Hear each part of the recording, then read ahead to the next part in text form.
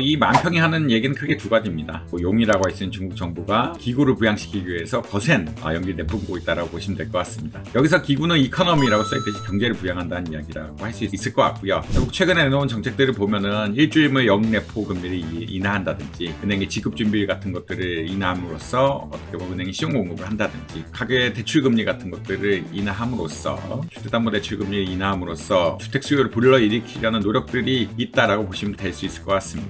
특히 아무래도 이제 재정 정책과 동반될 것이라는 기대가 형성이 되면서 중국의 주가 역시 많이 부양되었다라고 이해하실 수 있을 것 같습니다. 사실 이제 재정 지출 확대가 돼야 된다는 의견들이 굉장히 많고, 사실 실제적으로 이제 중국이 부양되려고 그러면 이제 재정 정책 지출이 예측보다 큰 수준으로 확대되어야 된다라는 이야기들이 있는데, 중국의 위축된 소비 심리, 특히 그리고 인구 고령화라는 어떤 문제, 이런 것들, 그리고 지역 간 격차라는 이런 문제를 해결하려 그러면 이것이 과연 효과를 빠른 시일 내에 거둘 수 있을 것인가에 대한 의구심은 아직도 있다라고 보실 수 있을 것 같고요. 특히나 중국의 성장 환경을 인프라 투자, 수출, 제조업에 좀 더 덜 의존하고 국내 소비 성장에 의존하도록 방향 전환까지 유도를 해야 되는 이게 중국의 큰 과제가 있는데, 이것이 성공적으로 될 수 있을지에 대해서는 조금 의구심이 드는 상황이다라고 이해하실 수 있을 것 같습니다. 주식시장에서는 긍정적으로 반응을 하죠. 이런 것들이 중국의 의지의 표명, 일종의 재정 정책까지 이어지면서 중국의 경기를 부양할 수 있는 이런 능력들을 보일 거다라고 이야기하고 있지만, 아무래도 아까 말씀드린 재정 정책의 지출이라는 것이 또 무한히 이루어질 수는 없고요. 주택 재고 문제 같은 것들을 해결해야 되는 포괄적인 해결책, 그리고 기업의 인센티브 재고 같은 것들이 다양하게 겹쳐져야 한다라고 이야기하고 있기 때문에 또 회의적으로 보는